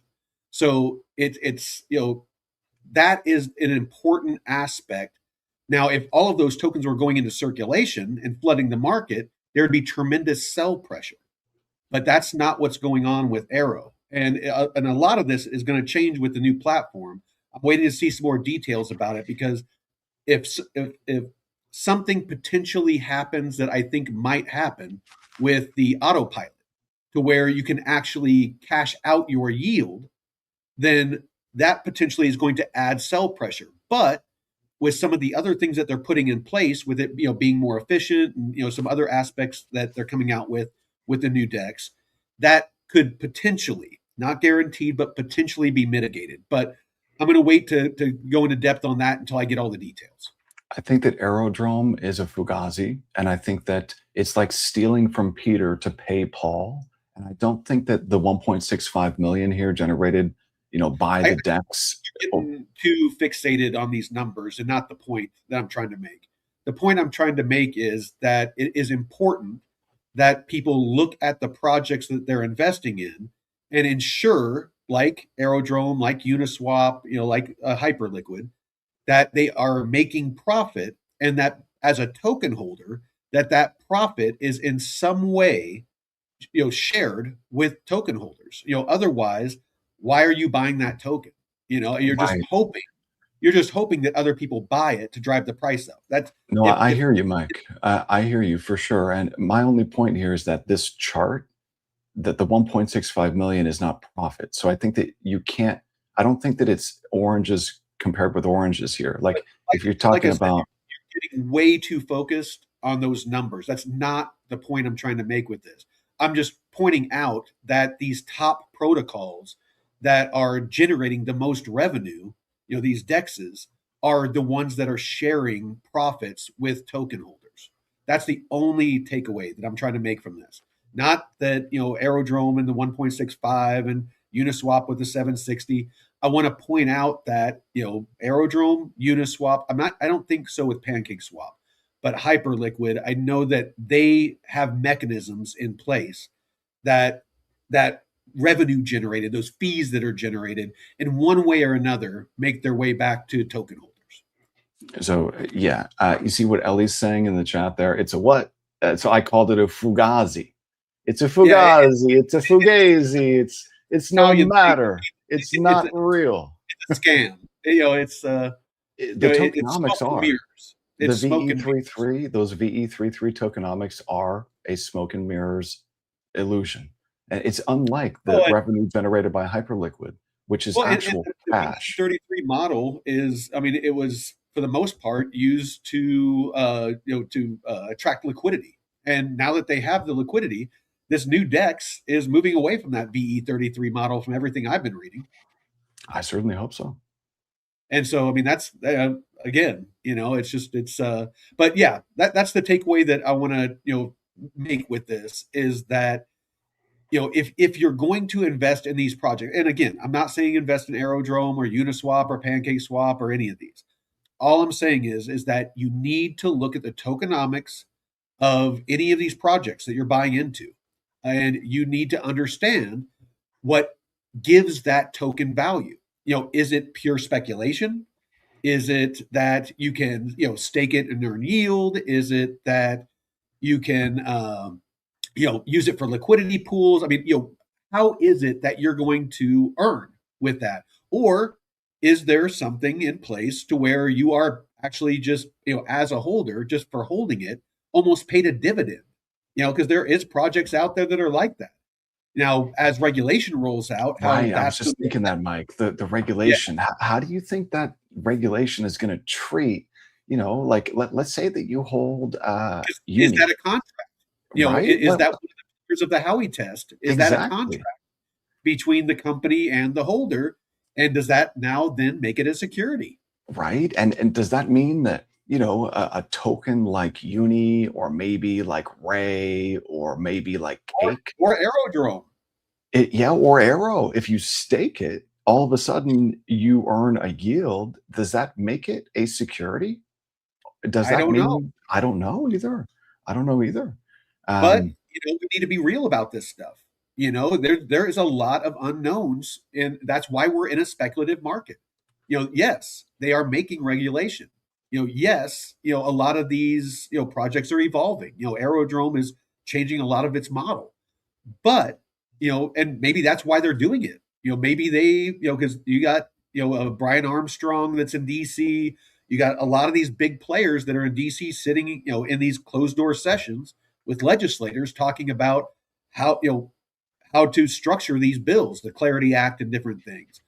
They might know what's coming down the pipe and they're adjusting accordingly, wouldn't to it be make sure. crazy, Mike? Wouldn't it be crazy if we get the Clarity Act, it passes, and then markets dump because the Clarity Act turns out to be really, really bad for most Dude, protocol tokens? it's a very real possibility. They could come out with something in the Clarity Act, like I mean, even the stablecoin thing, where they can't pay yield. How is that going to affect DeFi if they can't pay yield on stablecoins? I That mean, is stablecoins is the foundation of DeFi. I think that in DeFi, code is law. So these politicians, owned by banksters, can make whatever laws they want. But in Yes, DeFi, code is law. So the thing for me with the stable coins is our politicians, Mike, in Congress do not represent us any longer, and probably haven't for a long time. If there 100% is agree. bro, if there's a superior financial product in the form of these stablecoin products, and we are not by law allowed to earn yield on them because the banks own our politicians, so we have to use an inferior product to protect some fucking bank, like, dude, that is bullshit. Well, and I 100% agree. But the thing that we have to look at is that these institutions that have that everyone is foaming at the mouth about or drooling, the trillions upon trillions of dollars in the traditional finance system that everybody's going after, all that liquidity will not be able to take part in DeFi. It's just going to be people like me and you, and that's a great thing. That will have that ability to be able to lend each other liquidity. We'll be able to earn on our assets, things like that, 100%. But there is going to be two separate markets. There's going to be the regulated one, the highly regulated one, where Right. the majority of that institutional liquidity is, and then there's going to be the us degens that are, and I'm all for it, but it's going to be two separate markets, and there's not going to be potentially a whole lot of um, liquidity moving between the two necessarily, because I'm sure that they're going to put regulation and guardrails in place that when you make a deposit, maybe you have to show where it came from. And if, it's not in compliance, they're not going to allow you to on ramp that, and I'm kind of spitballing here, but this is a very real possibility that we need to be ready for when we're looking at these assets and the evolution of DeFi and crypto and the new traditional finance system and all of that sort of thing. Yeah, so I'm just thinking to myself, all right, well, we've got this Genius Act, number one, which protected the banks by making it illegal for, Circle and Tether to pay yield on their stable coins. So, right from the get-go, you've got the Genius Act protecting banks, not, Oh the shit! best interests of American citizens. All right, sorry. We only got we had less than 30 minutes. We never haven't even gotten to the Aave. Me and you are terrible. We start talking about stuff and we love to go deep I on. just want to talk shit. Oh, dude, I know. We need to make this like a 3-hour show. Yeah. Let's if you don't mind, let's jump over to Aave real quick, just so we can kind of really dig into this. Do you mind? Aave's fucking up, man. Yeah. So this is a post that I found this morning. I'm going to use this as segue over. So wow, looks like Chaos Labs tried to strong arm Aave into multiple exclusivity agreements, including replacing Chainlink as the protocol's price oracle and pushing out Llama Risk as a risk manager. When Aave denied these overbearing demands, despite granting Chaos a 2x budget approval, Chaos decided to walk instead of to try to rewrite the story publicly to save face. And this is just their post. Not the first time Chaos has attempted to rewrite history. Risk Oracle misconfig, resulting in 25 million in false liquidations, or undermine Aave's use of Chainlink as the protocol's price oracle provider, Pendle PT pricing. The reality is that Aave has never been better positioned to win as TradFi begins to bring trillions in capital on chain and adopt established DeFi infrastructure. The future looks bright. I don't know if I agree, but I'll keep reading. Since its initial launch in 2020, Aave has secured trillions in deposit and borrow volume. Looking forward to help scaling that into hundreds of trillions. Aave will win. So that's this guy's opinion, and I'm not saying he's wrong, but I'm saying that I'm seeing things that are concerning, and some of that is, let's see, where are we at here? There's been a exodus of, where are we at? So we had the DAO, the Aave DAO, they left. We have Chaos Labs. So here, I'll read this real quick.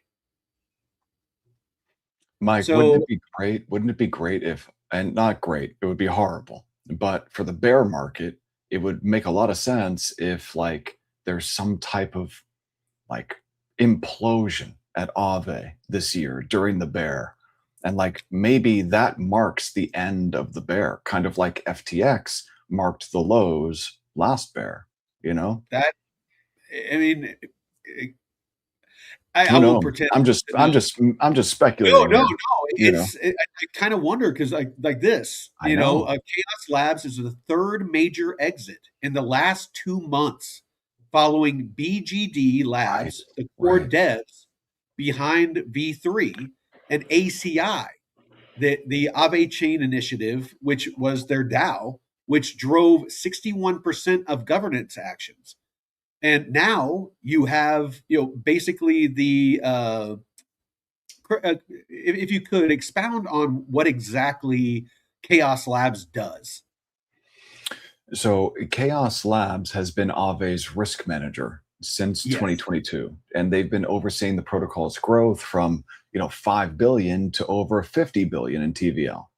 So Chaos Labs has claimed that they've been running this Aave mandate of theirs at a financial loss for 3 years. And they estimated that, managing this transition from Aave V3 to Aave V4 would require an $8 million a year budget. But Mhm. Aave is proposing $5 million a year for a budget to run V4. So that's about 3.5% of Aave's, $142 million in revenue last year in 2025. So Chaos Labs walked. And they're saying that, traditional banks spend 66 to 10% of revenue on risk and compliance. Aave wants to spend 3.5% of revenue on risk and compliance. And so Chaos Lab says, hey, look, we've been operating at a loss for the last couple of years. We've grown TVL on Aave from 5 billion to 50 billion, and you're not going to pay us, so we're out. That is part of it. Now you've also got this, and you were reading about this a minute ago, Mike, this Oracle conflict. So Mhm. this is part of the stuff that stayed behind the scenes until recently, where Stani, the founder of Aave, has Mhm. revealed that the split between Aave, the DAO, and Chaos Labs, it wasn't just about the paycheck. It was also that Chaos Labs allegedly wanted to become the sole risk provider, which I think you mentioned would have cut out Llama Risk, one of their Yeah. competitors. And they also pushed for Aave to replace those Chainlink oracles with their own proprietary Chaos Risk oracles on all new deployments. And Aave Mhm. rejected this. So it looks like Chaos Labs wanted to take a much larger role, and they got shot down, man. So yeah, there was also a Chaos Labs Oracle that that $27 million uh, mistake last month, I guess you want to call it, where a Chaos Labs Oracle fed an incorrect price ratio for staked ETH LSTs, which triggered $27 million in erroneous liquidations. So that's really, really bad because it raises a bunch of legal liability. Imagine if you got a multi-million dollar position on Aave and it gets liquidated because the Chaos Labs Oracle fucks up, and guess Well, what? and You're going to sue. if you're well, and especially if you're looking to be custodying institutional Right. institutional grade offerings, like Morpho and stuff like that, where they have these funds from these major asset like BlackRock and things like that, Fidelity. They're starting to build out offerings, digital asset offerings on these platforms, like Aave and Morpho and those sorts of things. So yeah, I mean there's major liability issues. And do you want me to dive into real quick on what they're calling the brain drain? Yeah. Yeah. What's that? So the tooling gap. Chaos Labs spent 3 years building custom real-time monitoring and simulation tools, specifically for Aave's parameters. Llama Risk must now enter, because that's who's taking over, I guess, is Llama Risk, must either rebuild this from scratch or manage 26 billion in TVL with less specialized infrastructure. The vulnerability window. Transitions are the most dangerous times for DeFi protocols, with 27 billion at risk and a brain drain of the original architects, Aave is entering its V4 era with its thinnest layer of human and technical defense to date. So that was another aspect. I don't know if you touched on it. I apologize if you did, but the debate over the V3 and V4. So Aave is leaning hard into this V4, and I think there's only like 10 million in TVL on V4. The majority is still on V3, and Yeah. so there was a major disconnect to where I guess Aave was wanting them to focus primarily on V4 when the majority of the liquidity was still on V3. So they felt that it was more important to protect the bulk of the liquidity on V3 and not be focusing as hard on V4, and that was a disconnect as well.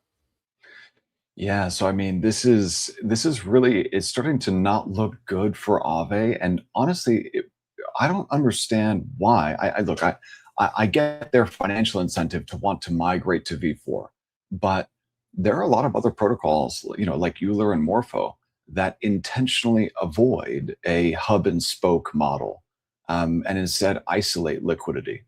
So, Aave wants to move to V4 and this hub and spoke model to basically like make themselves more money at the end of the day. That's the bottom line.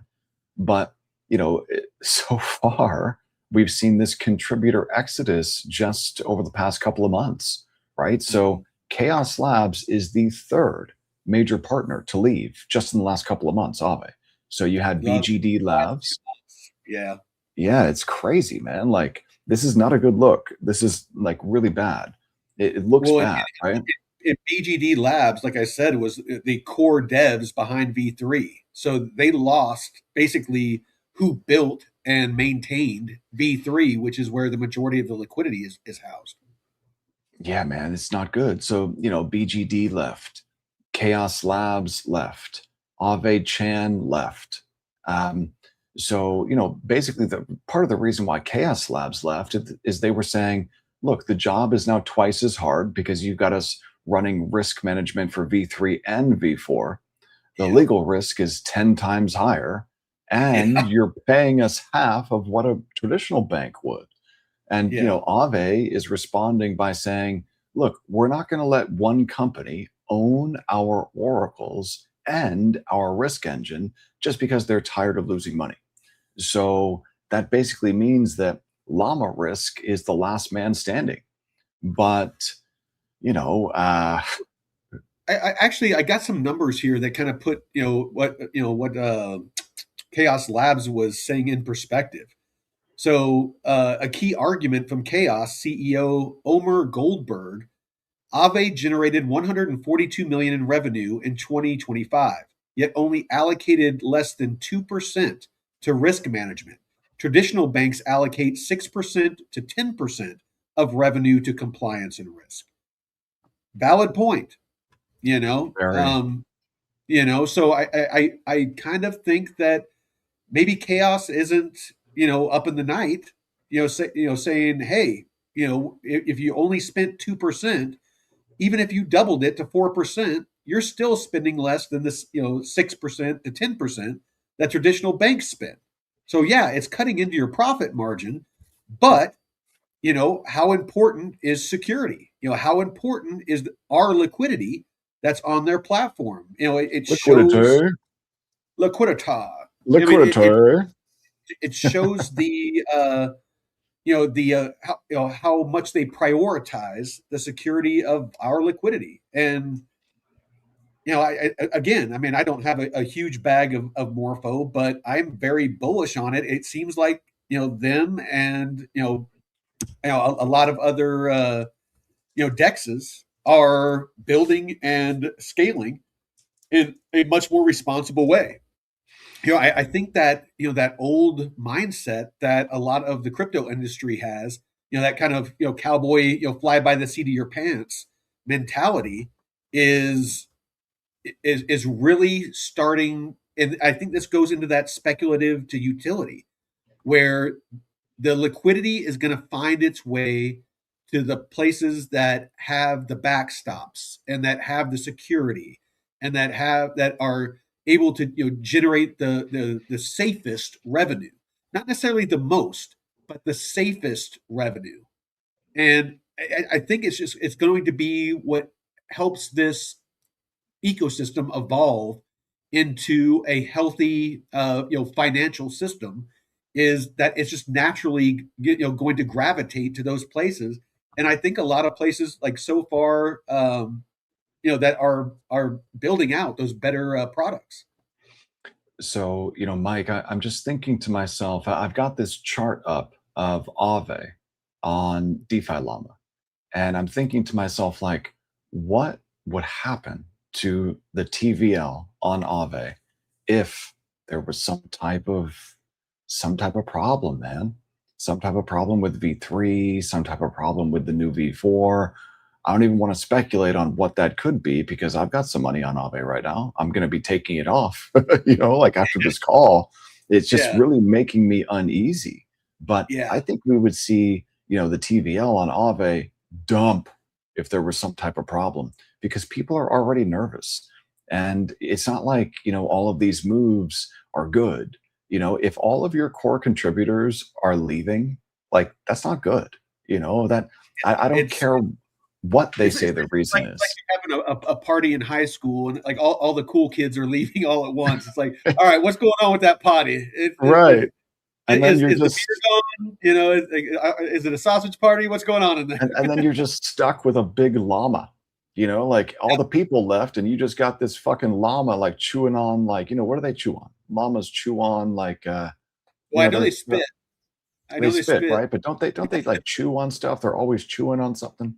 something, I like a cud or something. I don't know. Yeah, chewing on cud, man. So yeah, I hope Aave doesn't get stuck chewing on some cud. That would really suck. That would probably mark the bottom for Yeah, for the bear market if that were to happen. But Aave now has real competition in the likes of Morpho. And if we take a look at Morpho, we're talking about a $7 billion protocol. And look at that TVL, man, up and to the right. Unlike Aave, which has already peaked out and is starting to peter off. And then if you take a look at Euler, like I really like Euler. And so today, what Ellie and I are going to do is we're going to take a run through the top three money markets in DeFi. We're going to Mhm. take a look first at Aave because regardless of the problems with David and Ellie will be doing that at 1 p.m. Pacific, 4 p.m. Eastern. exactly. Yep. And so in about 2.5 hours or so. Um, so this, we're going to go ahead and begin by using Aave together. And then we're going to take a look at Morpho. And we're going to use Morpho. And then after we use Morpho, we're going to take a look at Euler. These are the three, I think, the three best money markets on Ethereum virtual machine chains. And so we're going to use all three of them today. And what we're going to do is I'm going to show Ellie how she can become her own bank by using these protocols. And then if we've got time, I really hope that we have enough time to be able to take a look at these protocols also. And swipe.fun this is so cool. Oh no, it's closing down. Swipe cards will operate under HyperFi. Okay, so this is changing, but instead of using swipe.fun, then we're going to take a look at EtherFi too. So I've got to check out this Well, new. I know EtherFi is what you've used primarily to help you debank. Yeah, but I also really like Swipe. So Swipe is super cool. But if it's closing down here, Brahma.fi, the team behind Swipe.fun, has been acquired by Polymarket. So these Swipe cards will operate under HyperFi. I want to just take a look and see what this is all about because, okay, so Brahma joins Polymarket. So HyperFi, does that mean that, okay, visit Brahma for transition steps, mission lives on. Where is the link for HyperFi? You see, the thing that's so cool, Mike, about, or was cool about swipe.fun is that it is, completely decentralized. So unlike EtherFi, um, okay, we have permanently migrated to a new domain. Our new permanent URL is hyperfi.com. Got it. Okay, so I'm going to bookmark this so that I know that I'm at the right domain. And here's the card product. Oh, wow. Early access to your swipe.fund, connect your wallet for eligibility. Okay, so I'm pretty sure, Mike, that HyperFi, if we bring it on back over here to DeFi, and then I go back to home, and I'm looking for the Hyperliquid layer 1, and now I'm looking for HyperFi. There it is. So it is a money market. It's the Hyper EVM money market. And that makes sense because the fact that it's connected now to this card, that makes a lot of sense, this swipe.fund card. So this is super, super cool. I'm definitely going to check out HyperFi. Maybe not today with Ellie. I think what we're going to do is we're going to focus on the big three money markets on EVM chains, and then we're going to take a look at EtherFi together. Because basically, if you know how to on-ramp and off-ramp, oh, and that's another thing. As far as on-ramps and off-ramps go, we need to get away from using centralized exchanges and instead use stuff like Spritz. Spritz is a great on-ramp and off-ramp. EtherFi is also a great on-ramp and off-ramp. So we really just need to, stop using those centralized exchanges as much as possible because they are basically banks. The centralized exchanges like Coinbase or Binance or whatever, they're basically banks. So I want to avoid using them if at all possible. I definitely agree with you. I mean, for me, I use Coinbase just because I can turn my fiat into USDC and then move that USDC off into DeFi all for free. Right, I convenience. don't, I don't, I don't Sure. necessarily hold that liquidity on Coinbase, mind you, but as a conduit to get it to Right, DeFi, it's great for right. USDC. What I would say is I would prefer to use Spritz to Mhm. on-ramp and off-ramp so that I can avoid having Coinbase report. That's the thing. Okay. So No, this, like I yeah, said, I don't. I've never heard of Spritz, so I mean, I can't speak on that. But yeah, it's just that's just what I've used. But you're 100% right. Being a centralized exchange and being compliant and all that stuff, all of that pops up on my little tax document that I had to send in when I do my taxes. Is it shows all my deposits, all my buys, all my sells, all that stuff. and why is it the governance? Why is the government? Why is it that that is the business of the government? Why in the world should they have any knowledge at all of what you do with your money? Oh, What? I Why mean, make I know I know make why that make they. sense? Oh, no, no, I know why You they know, feel that they should because they want their cut. But what are they doing? The deeper question is what justifies them to get a cut? nothing. Exactly. Not when they're sending your money to transgender, chanting classes in Uganda or something. So Well, like, just freaking funneling it to trains that never get built or leering centers that no kids exist in or toilet for seats that cost decades. $1,000 or pallets of cash that are going to fund terror or equipment that's being left for the enemies that we fought for over 20 years. Right, It's right. yeah. Yeah, it makes no sense. But I can keep so going, but me too. I could go on and on about this. But the thing that's going to be so cool for Ellie to learn and for everyone to see live is we're going to go through and I'm going to show her how she can use a protocol like Spritz to on ramp and off ramp.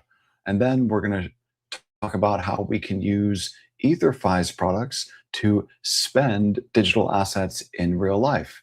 And then we're going to talk about how we can use a product like Aave over here in order to engage in different activities in DeFi that allow you to earn yield.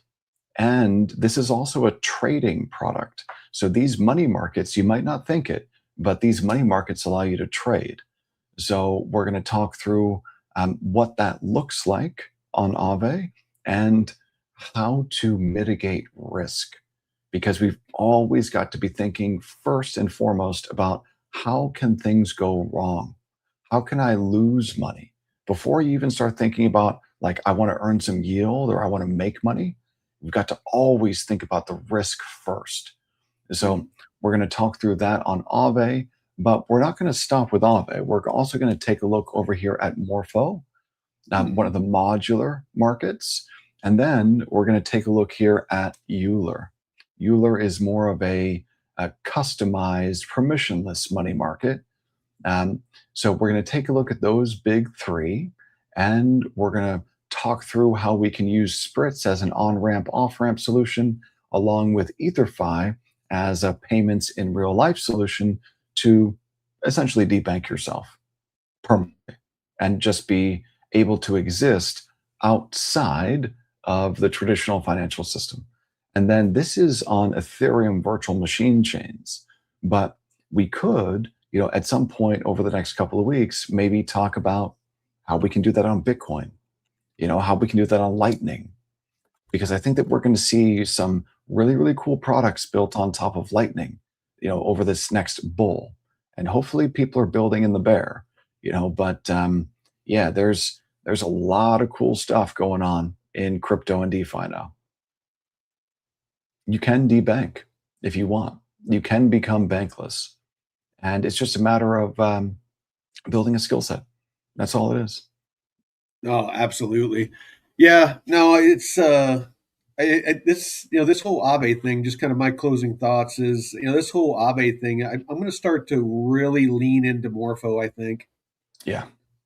It's yeah, just being with its how it's being built out. With its institutional hubs and being multi-chain and it's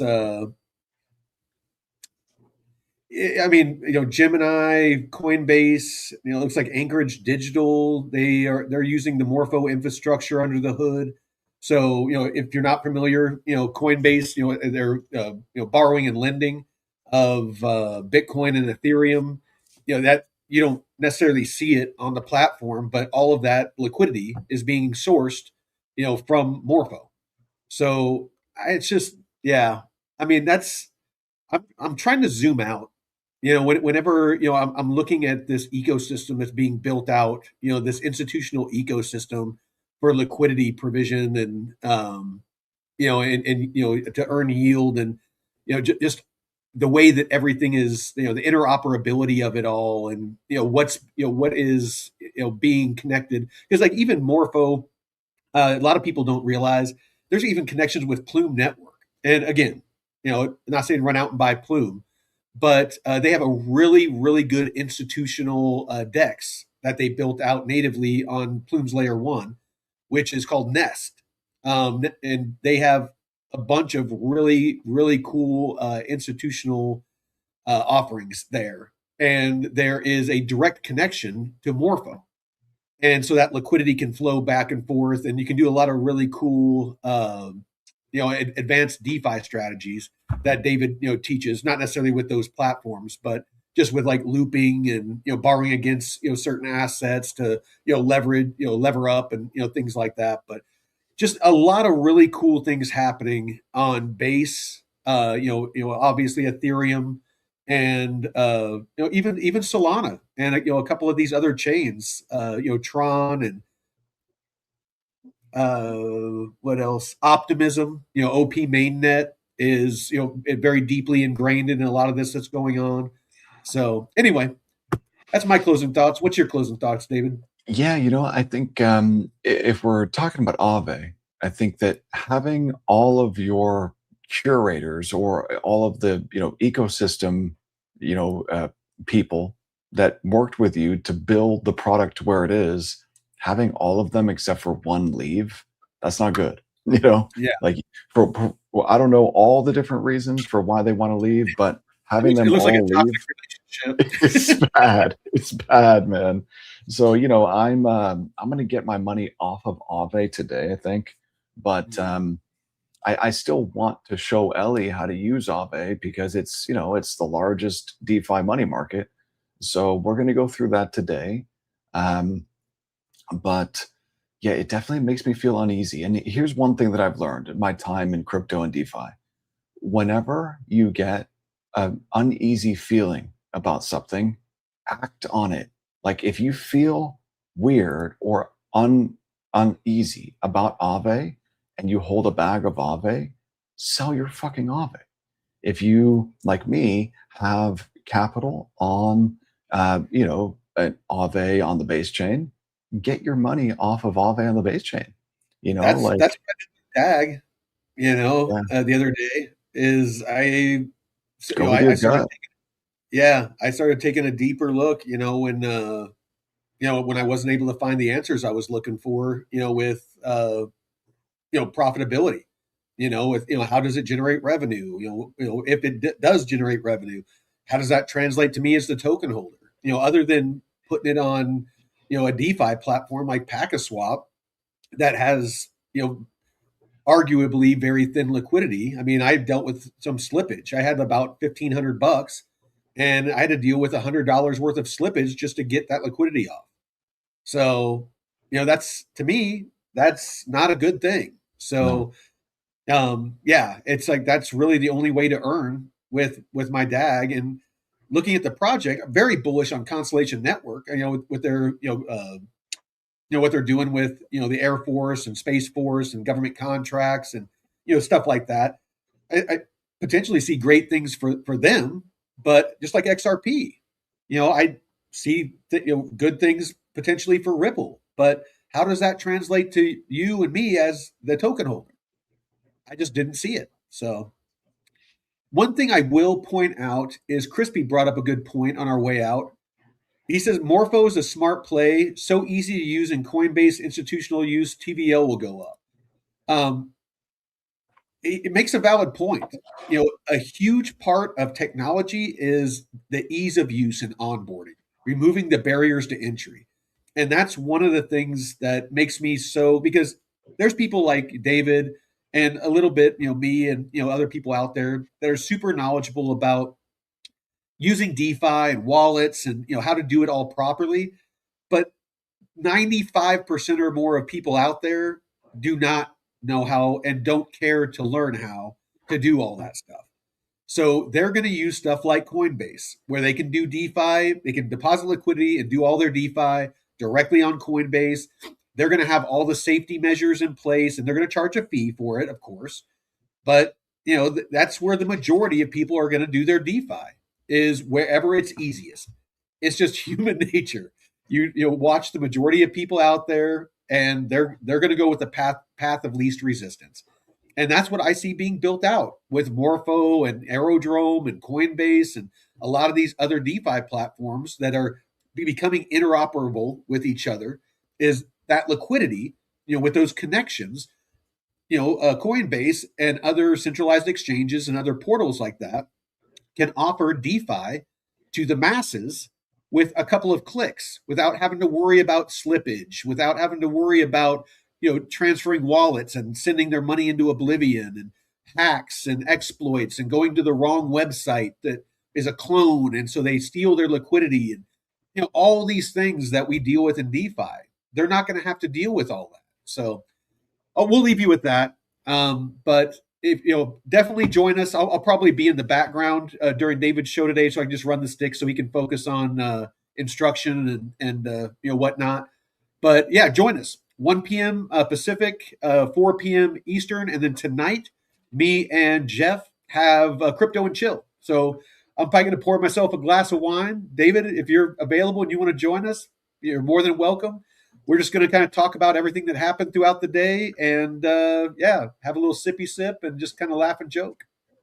It sounds good to me. I like drinking wine.